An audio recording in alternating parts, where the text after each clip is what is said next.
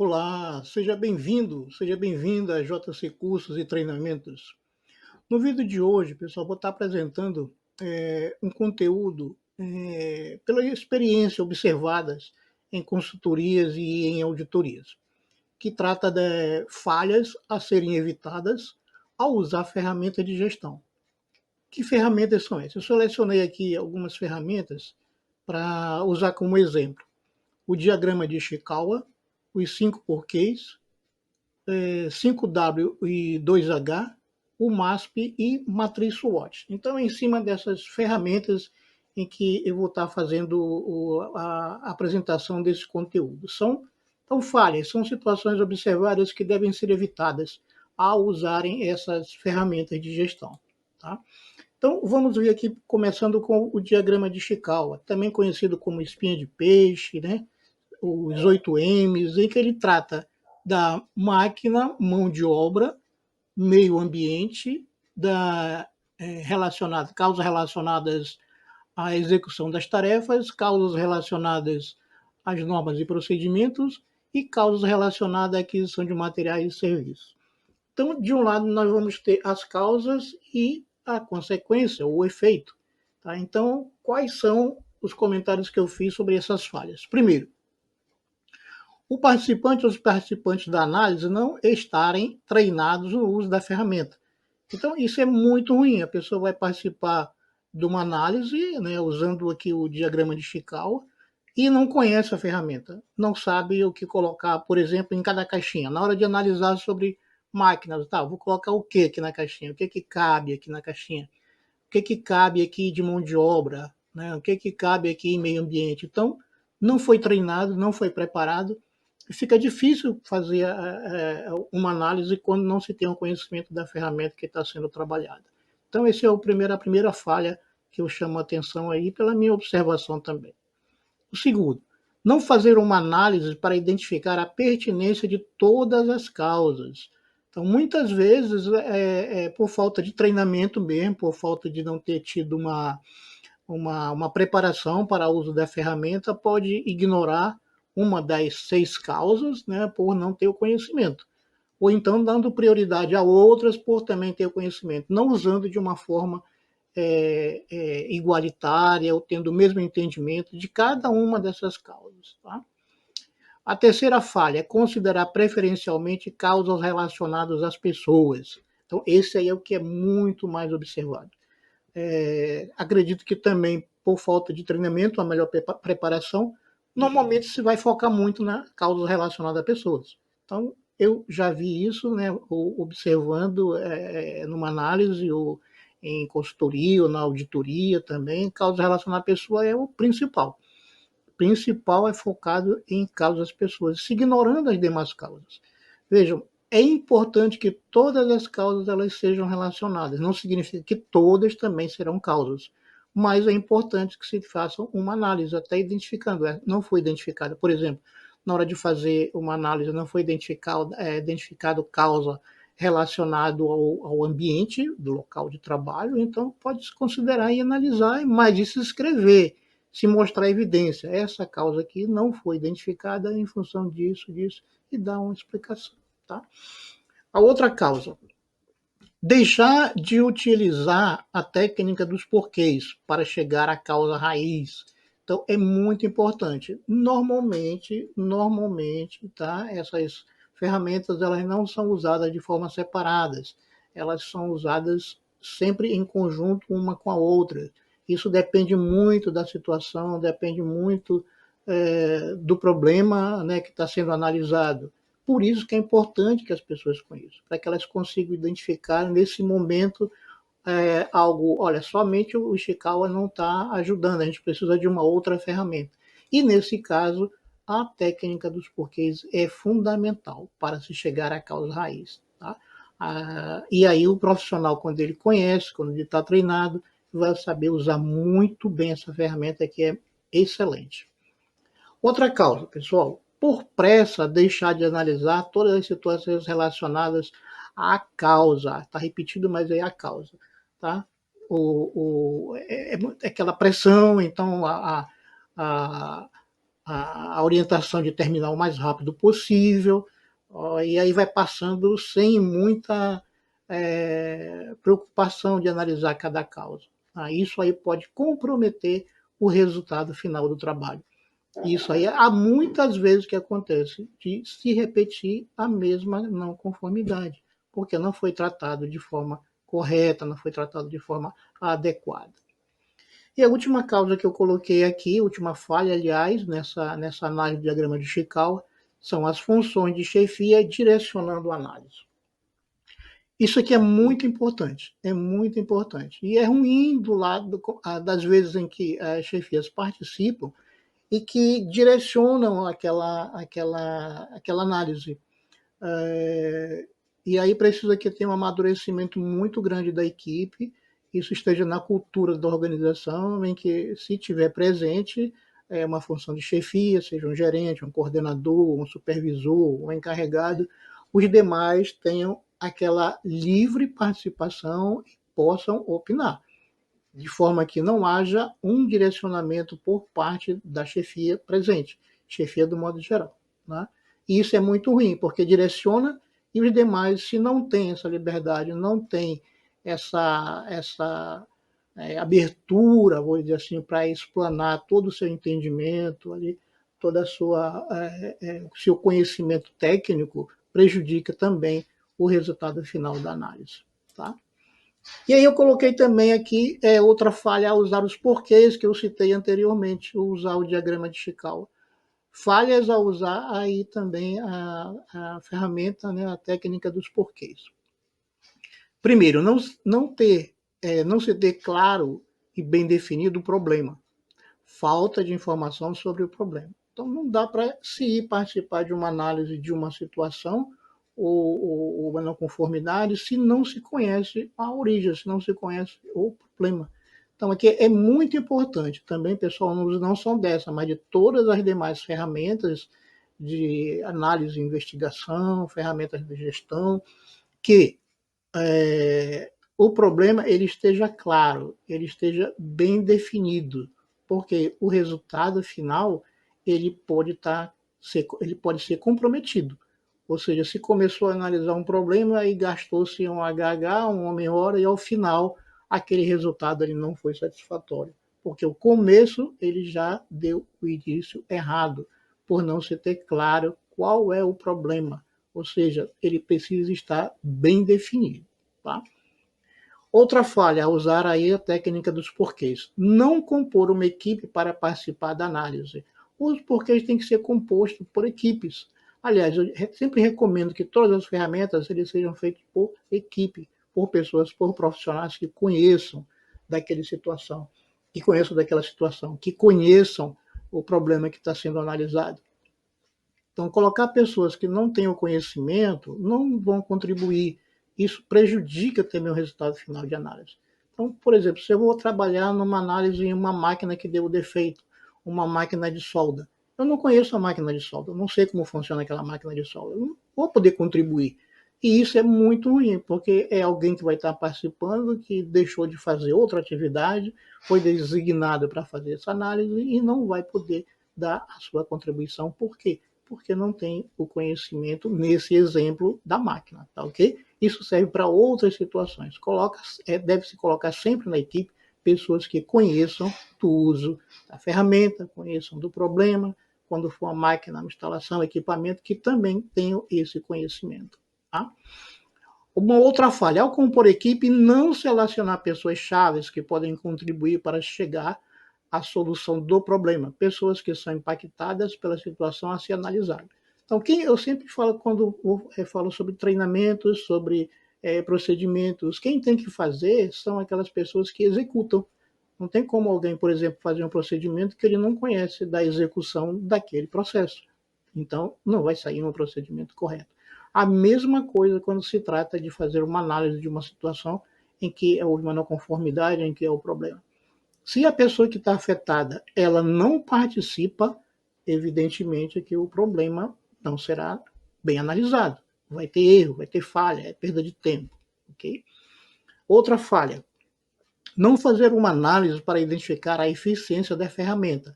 pois para problemas muito complexos ou críticos a ferramenta pode não ser adequada. Então, dependendo da situação, o 5 porquês ele pode não ser a ferramenta adequada. E aí precisa que profissionais que conheçam a ferramenta, eles estejam presentes. Tá? Até mesmo antes de começar uma análise usando os 5 porquês. E o profissional que conhece, ele vai dizer, bom, esse aqui já não é adequado, a gente precisa usar de uma outra ferramenta. Então, aqui é uma falha, fazer uma análise usando os 5 porquês para uma situação em que ela pode não apresentar, não demonstrar o resultado esperado. Ok? Falhas também é usar o plano de ação 5W2H. Esse aqui é muito importante. Que falhas, por experiência, pela experiência já observei, pessoal? Falha no cumprimento de prazos. Então, se faz o plano de ação e vai se colocar, né, o que, quem, como, onde. E aí, no quem, botar, no prazo, aliás, colocar um prazo em que não vai ser possível cumprir. Não vai ser possível cumprir. Tá? Ou aquele prazo ele é muito curto, não foi suficiente, ou um prazo ele é muito longo e aí se perdeu o foco também do uso da ferramenta de uma forma correta, de uma forma adequada. E é o que está na segunda falha, o complemento, né? Determinar prazos inexequíveis para atendimento das ações. Então precisa que isso esteja muito claro, para não ter problema na hora de se vai fazer o acompanhamento das ações e principalmente no final, que é a verificação da eficácia. E muitas vezes não vai se chegar à verificação da eficácia porque o prazo que foi dado, ele não foi cumprido. E aí, às vezes, pode acontecer de uma ação, ela já está vencida, né? O prazo vencido, porque não foi ou muito curto, né? Como eu comentei, ou também aquele prazo muito longo. Tá? Outra falha é usar o 5W2H. Falha em atribuir ações para pessoas que não têm competência necessária. Vejam só, dá uma ação, atribuir uma ação para alguém que não conhece daquela situação é uma falha.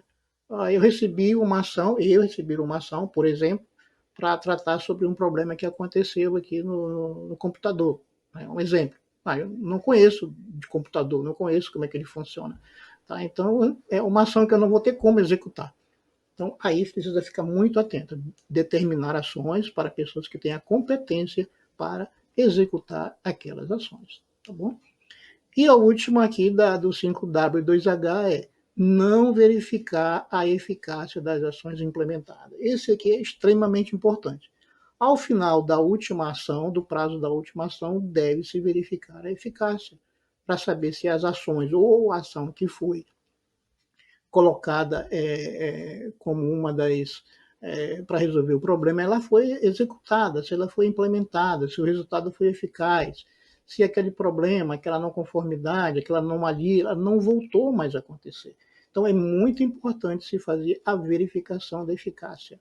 Porque, caso contrário, o que pode acontecer? Aquela anomalia, aquela não conformidade, aquele desvio, aquele problema, ele vai continuar acontecendo, porque não analisou a eficácia da ação ou a eficácia das ações.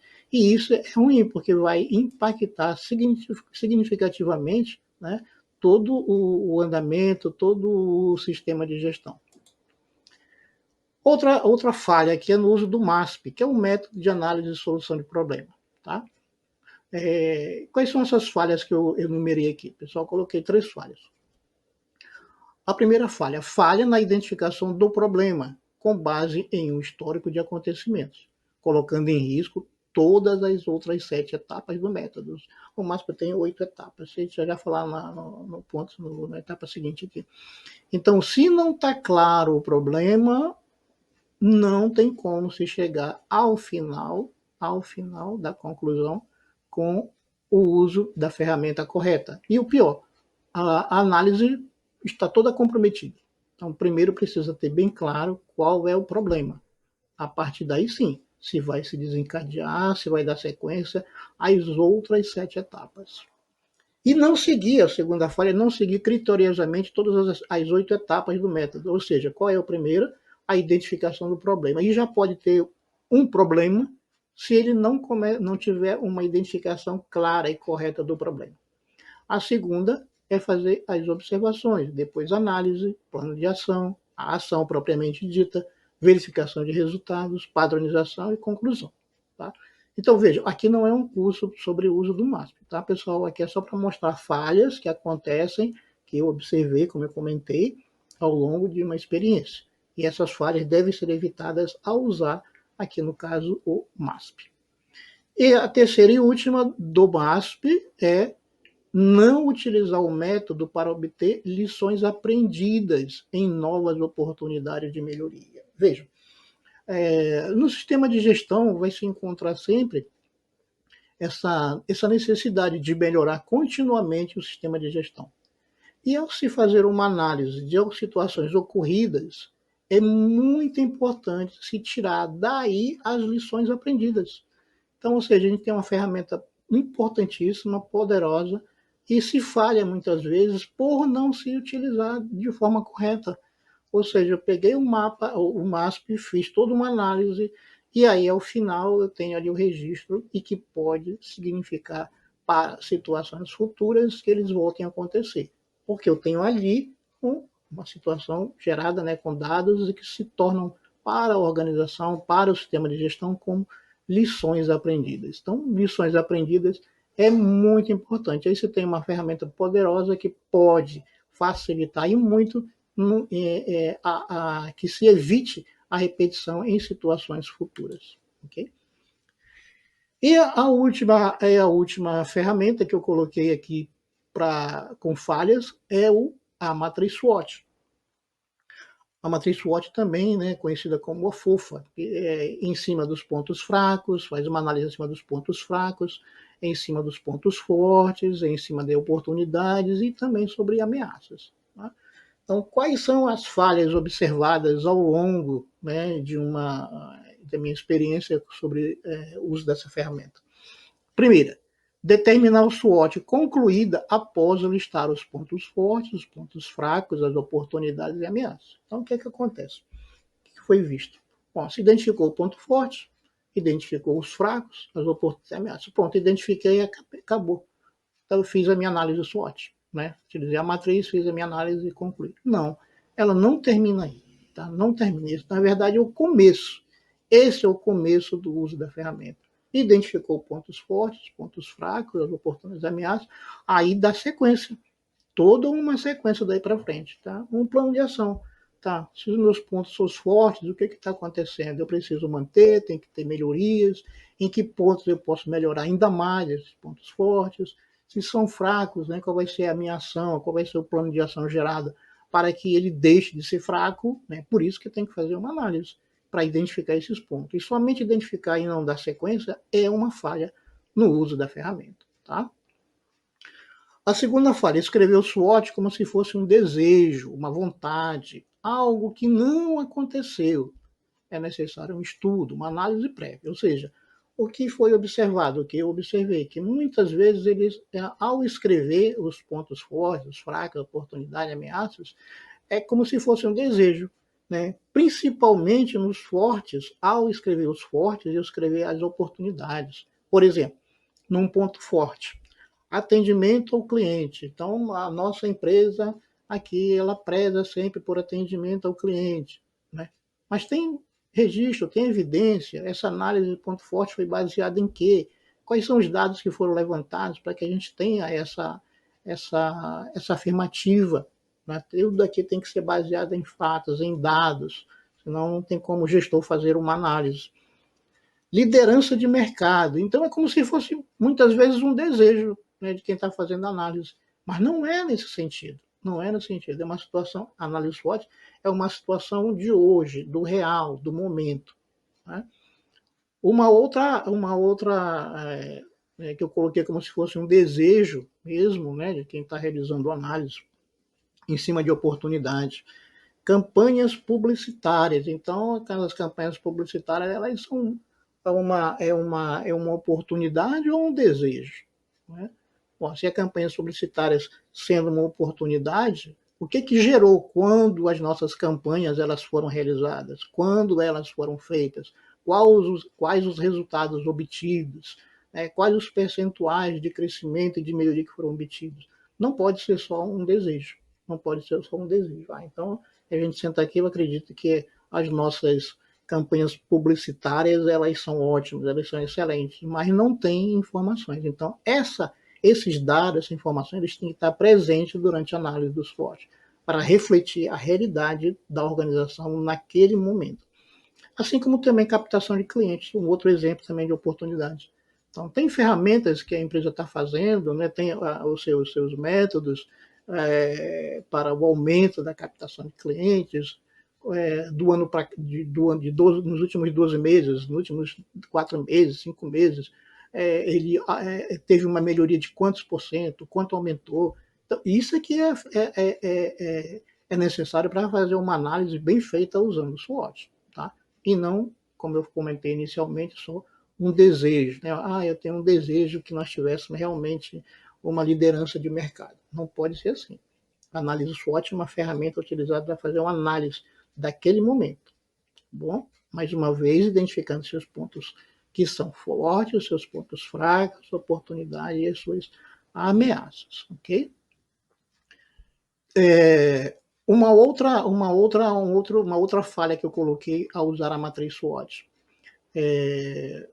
Análise superficial, ou seja, baseada em dados limitados e muitas vezes otimistas. É um complemento do que eu falei anteriormente. Não tem os dados, eles não têm informação, e aí existe um sentimento de otimismo observado quando pela minha experiência que eu falei, observei. Então é um sentimento que está ali, né, de ter uma liderança de mercado, ter uma boa captação de clientes, atendimento ao cliente, captação de clientes também, né, campanhas publicitárias como exemplo, entre outros que podem ter também aí, tá? Então não ter uma visão otimista, tem que ter uma visão real e colocar cada um dentro das suas dos seus pontos, fortes, fracos, oportunidade ou ameaça, ok? Outra falha ao utilizar o SWOT, não utilizar as interrelações entre os processos da organização. Vejam, a organização ela tem as suas interrelações entre os seus processos, desde o recebimento da matéria-prima, almoxarifado, armazenagem, fabricação, expedição, entrega, pós-entrega. Então, todo esse conjunto ele está interrelacionado. Então, não dá para fazer uma análise SWOT da organização simplesmente a fazer uma análise SWOT no comercial. Não, vamos fazer uma análise somente aqui no recebimento. Então, tem que fazer uma análise com os profissionais que conheçam a organização como um todo e veja a organização como um sistema. Por isso que chama sistema de gestão ou sistema de gestão integrado, quando envolve mais de uma norma, né?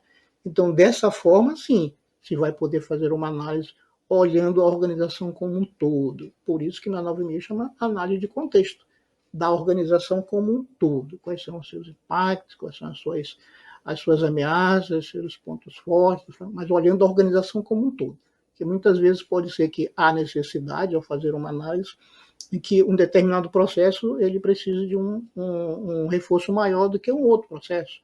Pode ser que aconteça isso, mas precisa que o foco, precisa ser que a análise ela seja feita a mais ampla possível, olhando a organização como um todo, os seus processos e as suas interrelações, né, dos processos que estão interrelacionados.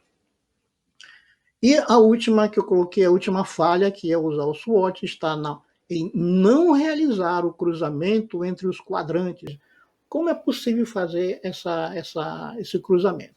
Então, vamos olhar um ponto fraco aqui, tá? E cruzar com uma oportunidade. Então, vamos supor que um ponto fraco dentro da organização seja exatamente ali uma necessidade de investimento em tecnologia, por exemplo, é um ponto fraco.